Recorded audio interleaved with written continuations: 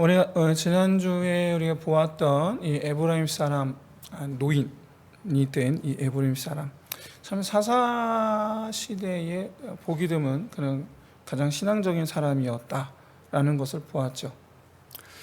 근데 이 레위인은 그렇게 별로 이렇게 신앙적인 사람이 아니었습니다.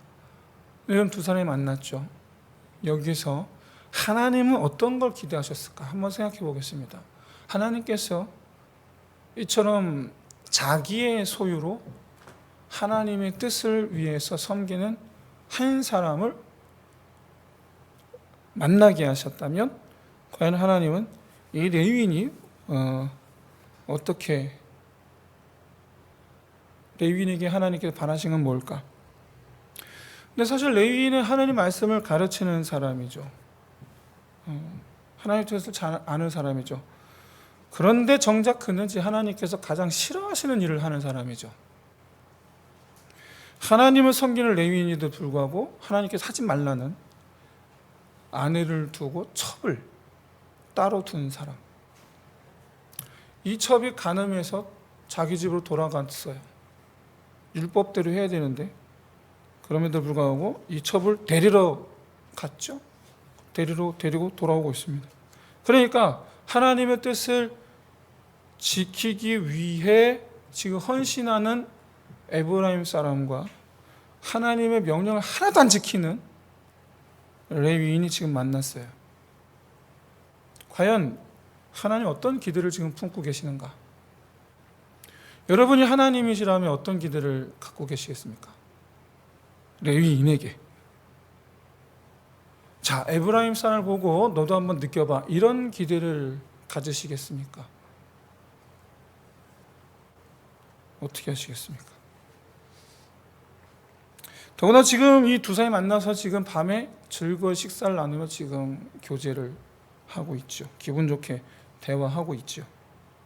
그렇다면 이 레위인 입장에서 이 에브라임 사람을 보며 그것도 이제 노인이라 그의 지혜를 보고 뭔가 좀 보고 느끼는 게 있지 않겠냐? 그렇겠죠. 보고 느끼는 게 있어야죠. 그런데 갑자기 베냐민 사람들이 몰려옵니다. 그럴 걸 레위인을 내놓으라는 거예요. 정확하게 소돔성에서 있었던 바로 그 일입니다. 아시다시피 소돔성에 천사 둘이 방문합니다. 롯에게. 그때 밤이 되자 소돔성 사람들이 다 몰려와서 천사인 줄 모르고 그 두 남자를 내놓으라. 우리가 상관하리라. 동성애죠. 강간하겠다. 그 얘기죠. 남자들이 남자를 강간하겠다. 결과적으로 그 일로 인해 소돔성이 그날 밤 멸망하게 되죠. 똑같은 일이 지금 여기서 일어납니다. 똑같은 일이. 이로써 이제 베냐민 지파에 대한 하나님의 처벌은 결정이 된 거예요. 이로써. 일단은 이 결정이 된 거예요. 근데 여러분 기억하시죠? 낮에 어떤 일이 있었는지. 이 레위인이 이 베냐민 지파의 기브아 성 광장에서 지금 누군가 자기 영접해 주기를 바라며 기다리고 있었단 말입니다. 그리고 지나가던 모든 베냐민 사람들은 다 모른 척 지나갔어요. 기브아 성이 크지가 않아요. 그러니까 삽시간에 다 소문이 났을 겁니다. 그러니까 무슨 얘기냐면 낮에 지나가던 사람들 또는 소문을 들었던 사람들이 전부 다 밤이 오기까지 기다렸습니다. 음욕을 품고. 자, 이만하면 이제 다음 주부터 보게 될 베냐민 지파에 대한 하나님의 생각이 어떤지 불 보듯 뻔한 겁니다. 베냐민 지파에 대한 운명은 결정됐어요. 그런데 이제 소돔성과 베냐민 지파가 조금 다른 점은 소돔성의 경우는 소돔성 전체가 들썩였어요. 그런데 여기 기부하는 불량배 몇 명이다. 그게 조금 달라요. 다만 그럼에도 불구하고 별반 차이가 없다라고 하는 것은 이제 다음 주에 보게 될 건데 이스라엘 11개 지파가 이제 베냐민 지파에게 따지러 몰려옵니다. 몰려와요. 근데 이때 이 불량배 몇 명 내놔라 그럽니다. 베냐민 지파에게. 그랬더니 베냐민 지파 전체가 다 우린 싫은데 불량배들 편을 듭니다. 자, 편을 든다라는 건 그 범죄에 자기들이 동조하겠다. 우리가 볼 땐 그거 죄 아니다. 그 얘기죠. 그로 말미암아 이제 소돔성 운명을 맞이하게 되죠. 그로 말미암아. 자, 그런데 여기서 한 가지 의아한 점은 이 에브라임 사람의 대응이에요. 자, 이 불량배들에게 뭐라 말합니까? 자기 딸과 이 레위인의 첩을 내주겠다라는 거예요. 이게 좀 이상하죠. 너희 눈에 좋을 대로 하라. 아니, 여자 둘 내주고 너희 눈에 좋을 대로 하니 이게 뭔 말입니까 이게? 그러면서 이 레위인에게는 망령되이 하지 마라. 그러니까 이 레위 사람을 대상으로 성범죄를 저지르면 안 되고 자기 딸과 레위인의 첩을 대상으로는 성범죄를 저질러도 된다라는 뜻이죠. 이게 무슨 의미인가? 그러니까 지금 이 에브라임 사람의 생각에는 여성의 지위를 아주 그 천하게 낮게 여기는 남성 중심적인 어떤 이런 사상이 자리하고 있다라는 것을 이제 볼 수가 있습니다. 이 시대가 그런 거죠. 이 시대가 그렇다고 해서 이 에브라임 사람 이런 생각이 맞으냐? 아니죠. 이 시대의 배경은 자기 속에는 옳은 대로 행하였더라 라는 것입니다. 이 사람의 행동은 분명 일면은 신앙적이에요. 자기의 재물로 섬기는 것 하나님께서 주신 것이다 라는 이런 마인드, 이건 분명 신앙적인 거예요. 그러면서 레위인에 대한 어떤 이런 손님 접대에 대한 이런 자기의 어떤 책임, 이런 부분을 끝까지 지키려는 거, 이런 분명 어떤 신앙적인 이런 면모예요. 그런데 자기 딸과 이 사람의 첩에 대한 태도는 굉장히 우리를 당황스럽게 하죠. 굉장히 비도덕적이죠. 이걸 우리가 어떻게 해석을 해야 되느냐, 이거를. 분명한 건 신앙적인 면모도 있는데, 하나님 뜻대로라는 신앙적인 면모도 있는데, 다른 면모에는 자기 소견에 옳은 대로라는 면모도 갖고 있더라라는 거예요. 같이 갖고 있어요.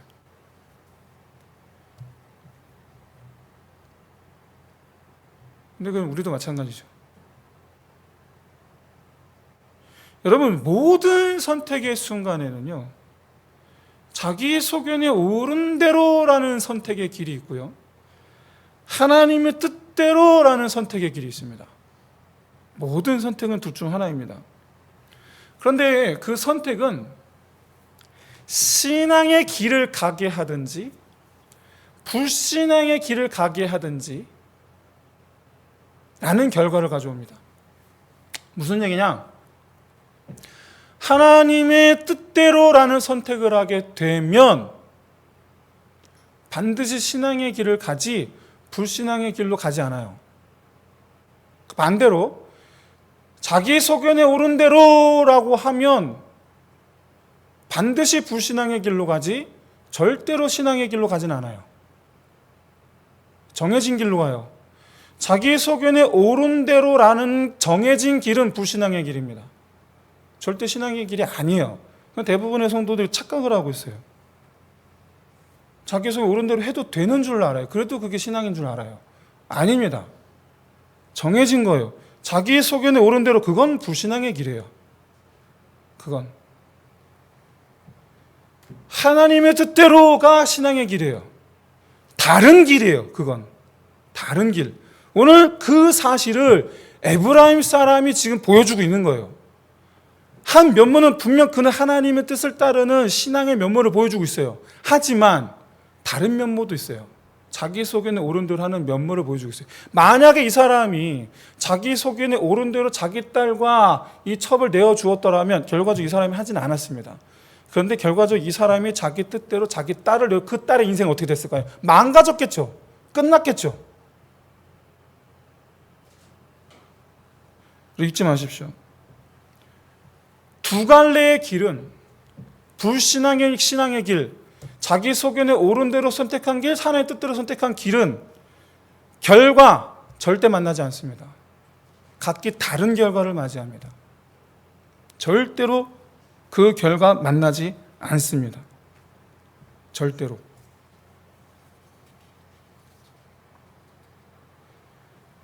불순종, 불신앙의 길, 자기 소견에 옳은 대로 행한 길은 자기 육신의 즐거움을 맛볼 수 있습니다. 그리고 순종, 신앙의 길, 하나님의 뜻대로 행한 길은 육신의 즐거움을 맛보는 것 좀 어려워요. 요건 좀 확실합니다. 요건 어려워요. 하지만 그렇다 보니 대부분의 사람들, 여기서 제가 말하는 사람들이라는 건 이제 성도들이죠. 대부분의 사람들이 간과하고 있는 것이 한 가지가 있어요. 바로 불순종, 불신앙의 결과, 자기 속에 옳은 대로의 결과는 반드시 자기 자신을 파괴하는 것으로 간다라는 거예요. 자기 자신을 파괴하는 결과를 맞이하게 된다. 순종, 신앙의 길, 하나님의 뜻대로의 길은 자기 자신을 아름답게 한다라는 거예요. 그 결과가. 근데 이걸 간과해요. 왜냐? 이런 결과는 되게 머나먼 나중 얘기거든. 이건 되게 머나먼 나중 얘기예요. 그래서 별로 그 사람 생각을 잘 안 해. 머나먼 얘기예요. 근데 당장은 뭐죠? 당장은 일단 즐거워요. 불신앙의 길, 불순종의 길, 자기 뜻대로의 길. 이건 당장은 즐거워. 당장은 즐겁습니다. 그러니까 순종의 길, 신앙의 길, 하나님 뜻대로의 길은 당장은 어쨌든 조금 괴로워. 그러니까 별로 선택하고 싶지가 않아요. 그래서 대부분이 자기 속에는 옳은 대로 합니다. 그걸 보여주는 게 사사기입니다. 그걸 보여주는 게. 그런데 에브라임 사람의 경우는 지금 자기의 즐거움을 위한 선택을 한 게 아니에요.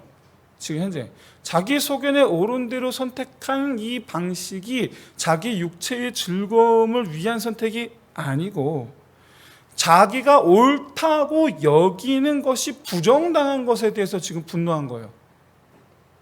한마디로 얘기해서 자기 의에 사로잡힌 거죠. 조금 다른 경우죠. 모든 믿는 자들이 가장 경계해야 될 모습의 하나이죠. 그러면 믿음이 자기 의로 변질되는 경우 참 많습니다. 많아요. 믿음이 자기 의로. 믿음이 좋은 사람일수록요. 그러니까 자타공인. 다른 사람도 나보고 믿음이 좋다고 그러고요. 내가 생각해도 다른 사람에 비해서 내가 믿음이 좋은 것 같아요. 그런 경우 그 본인이 갖고 있던 그 믿음이 자기 의로 변질이 되기 시작해요. 그때부터.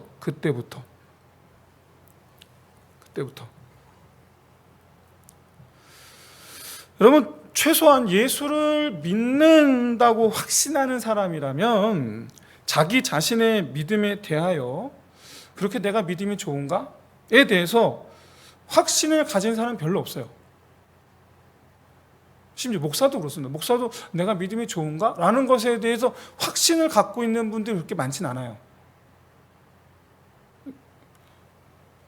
그러면 누가 자기 자신의 믿음이 좋다라고 생각하는가? 누가 보통 그렇게 하는가?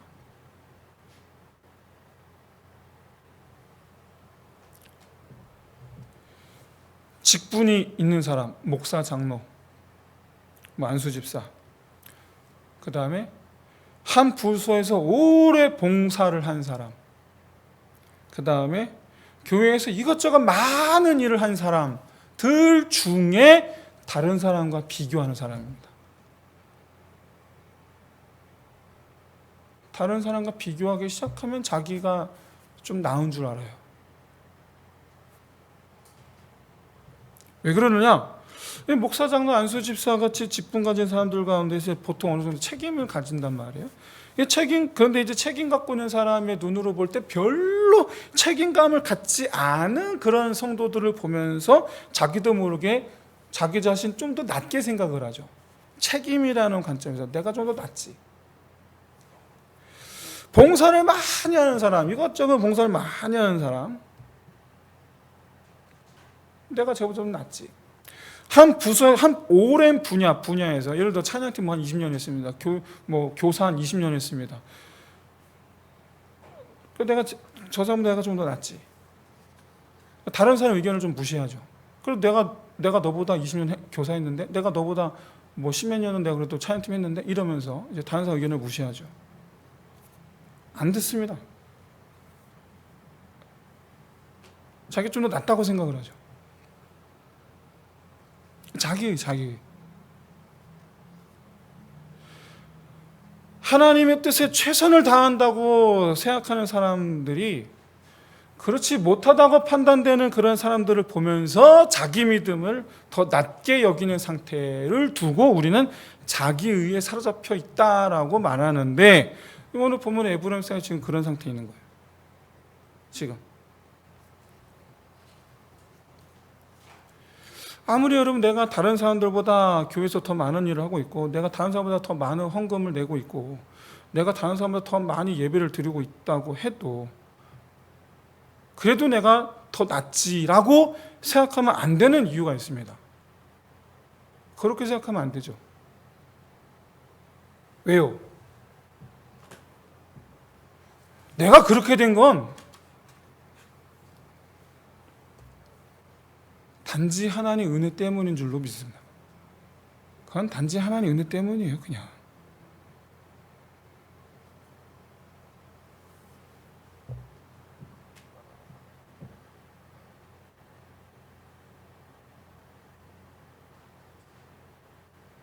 그 사람보다 나한테 은혜를 더 주심에 더 감사하면 될 일이에요, 그냥.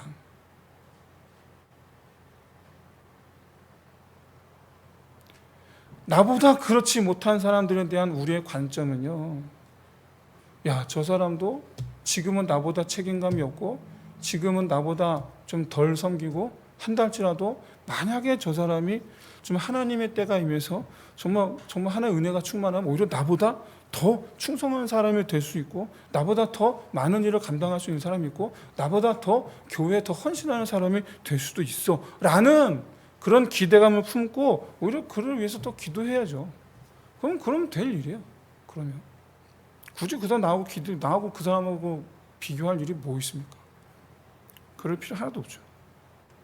그냥 하나님 은혜가 임하면 나보다 더 하나님께서 높이 쓰실 수 있어요. 이 비밀을 깨달은 사람이 누굽니까? 사도 바울 아닙니까? 사도 바울. 어느 날 갑자기 사도가 된 사람, 갑자기 바리새인이었는데, 하나님의 원수 바리새인이었는데 오늘 갑자기 예수님 옆에서 사도가 된 사람. 그래서 누구보다도 나는 죄인 중에 사도인데 나는 죄인 중에 괴순이라라고 노래 부르며 다닌 사람. 나는 괴수일 뿐이야. 사도지만 괴수일 뿐이야 라고 노래 부르며 다닌 사람. 사랑하는 성도 여러분,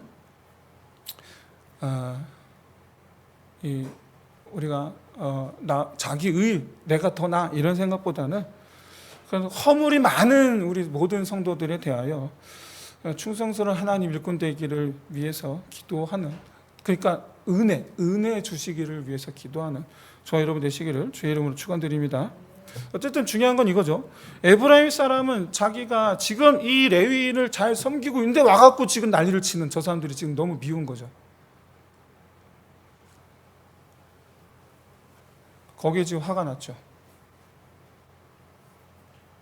자, 그렇다면 지금 자기가 지금 말한 대로 이 딸과 에브라임, 이 레위인의 첩을 내어 주었느냐? 아닙니다. 지금 이 에브라임 사람이 베냐민 사람들과 더불어서 지금 서로 막 이렇게 다투고 있는 사이에 그 옆에서 지켜보고 있는 레위인이 참다 못해 자기가 자기 손으로 자기 첩을 밖으로 내다 던져버립니다. 이건 또 무슨 경우죠? 이게 너무 어이가 없지 않습니까?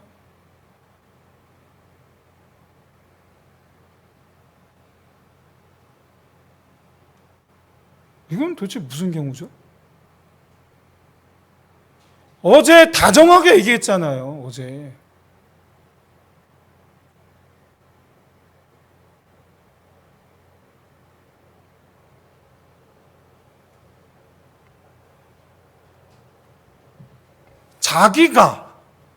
남자인 자기가 밖에 보니까 우락부락하게 생긴 남자들한테 강간을 당하게 생겼다. 상상만 해도 끔찍한 일을 내가 당할 것 같다 싶으니까 자기 첩을 냅다 집어 던져버린 거 아닙니까? 도대체 왜 이 첩을 데리러 온 거냐 말이에요. 왜 데리러 온 걸까 도대체?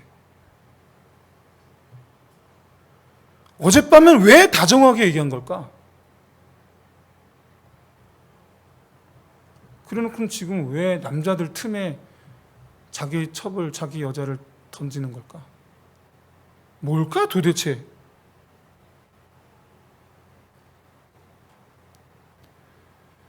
그럼 밖에 나가서 100이면 100, 1000이면 1000 한번 붙잡고 물어봅시다. 오늘 본문에서 제일 나쁜 놈은 누군가? 하나님 보시기에 제일 악한 사람은 누군가? 베냐민 사람입니까? 레위인입니까?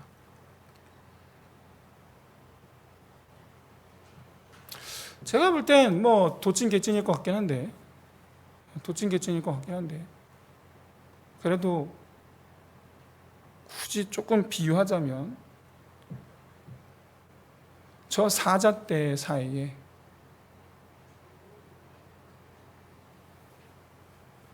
아끼던 개를 내가 휙 하고 집어 던졌습니다. 그래서 그만 사잣대 사이에 개가 물려 죽고 말았어요. 그러면 개가 죽은 책임은 사자에게 있는 겁니까? 집어 던진 나한테 있는 겁니까? 그러니까 누구 책임일까요?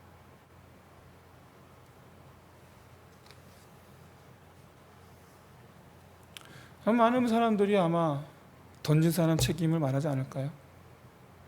마찬가지 아닐까요? 자기 살자고 다른 사람을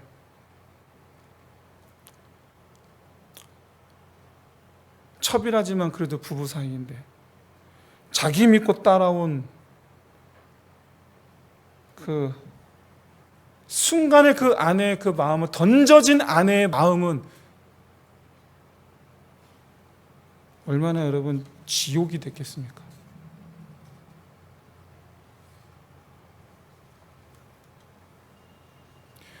이 여인은 사랑을 꿈꿨을 텐데 그 꿈이 짓밟히면서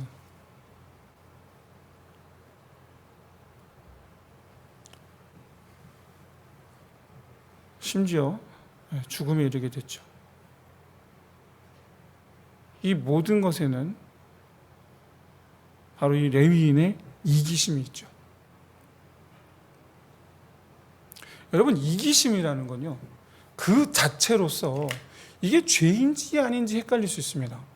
이기심이라는 건 그 자체로서 이게 죄인가 아닌가 헷갈릴 수 있는데, 이기심으로 말미암아 비롯된 선택은 항상 파괴적입니다. 항상. 그래서 이기심은 만악의 근원입니다.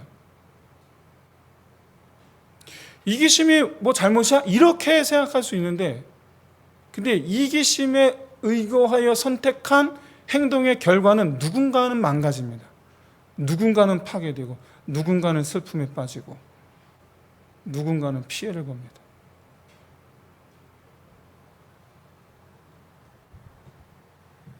정말 당황스러운 건 이 레위인은 종교인으로 행동하려고 무지하게 노력했었다라는 점이에요.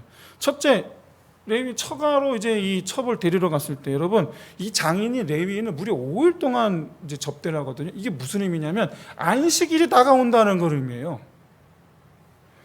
오래 더 장인이 붙잡으려고 했는데 안식일 때문에 거절을 하고 옵니다. 5일째 아침에 출발을 합니다. 자, 그런데 하루를 넘기면 이제 안식일이 온단 말이에요. 하루를 넘기면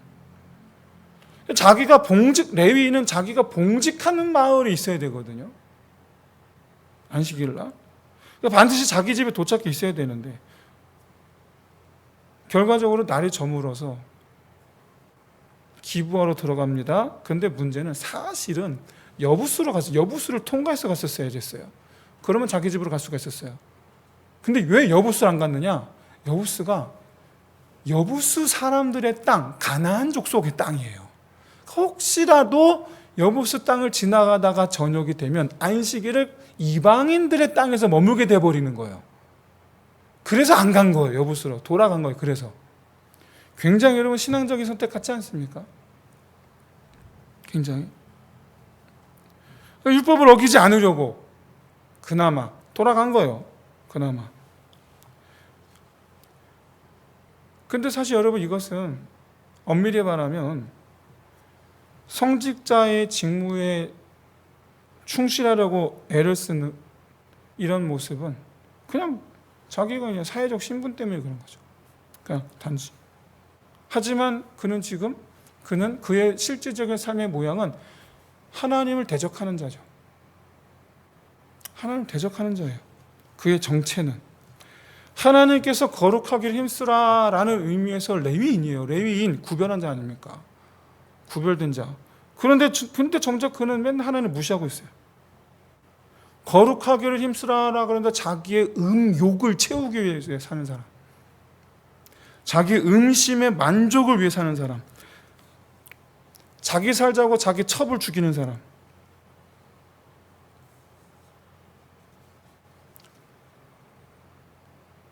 살인자예요, 살인자.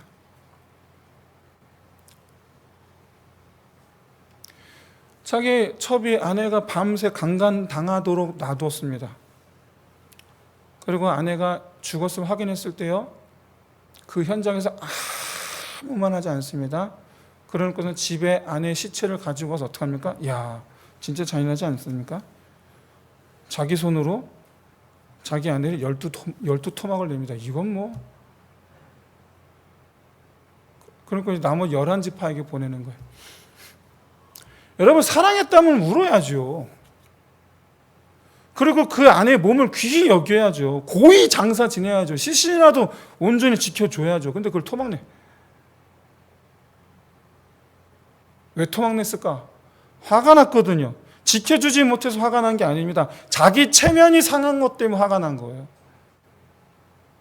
자기가 그런 일을 당한 것 때문에 화가 난 거예요. 여러분, 하나님 말씀을 따르지 않는 자가 하나님을 무시하는 사람이 종교적 열심은 갖고 있어요. 근데 종교적 열심이 있는 사람이 또 자기 감정에 정말 충실해. 자기 욕심, 자기 음욕에는 또 충실해. 자기 두려움과 불안감을 해소하는 데 또 충실해서 베냐민 불량배들에게 자기 첩을 또 던져줘요. 자기 음욕에 충실해서 첩을 드렸습니다. 자기 두려움에 충실해서 첩을 불량배들에게 던져줍니다. 자기 체면이 상한 일에 분노해서 화풀이 하려는 거에 충실해서 첩을 토막냅니다. 야,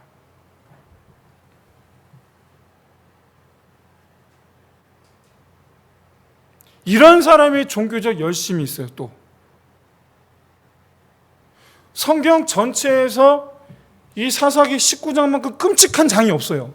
저는 사실 그래서 오늘 본문이 설교하는 게 제일 저는 힘들어요. 너무 끔찍해서. 제일 끔찍한 거. 자기 감정에 충실해서 첩을 드리고 자기 감정에 충실해서 첩을 불량배들에게 던지고 자기 감정에 충실해서 죽은 첩을 토막내는 사람.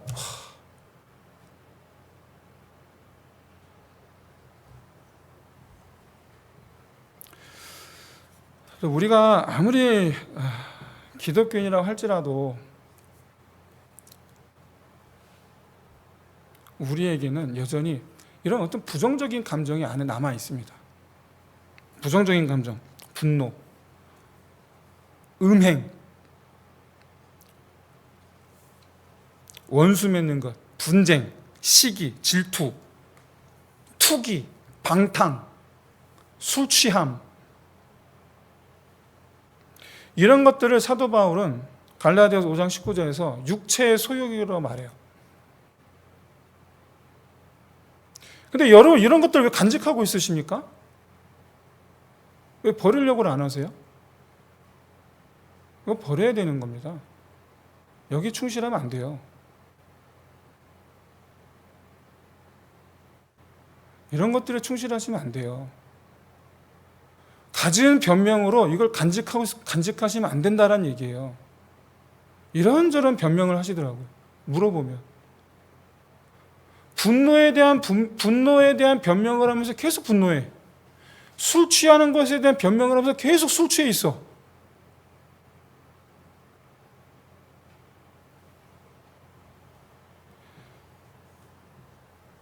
사도 바울은 이런 것들 육체의 소유기를 하면서 만약에 예수 십자가 은혜로 거듭난다면 성령 세례를 받을 것이고 성령 충만함이 있게 될 것인데 그렇다면 반드시 성령의 열매를 맺을 것이다.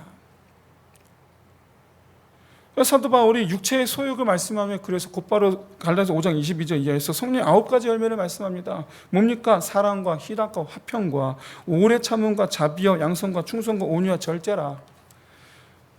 감정에 충실하다라는 것은 육신에 충실하다는 것과 똑같습니다.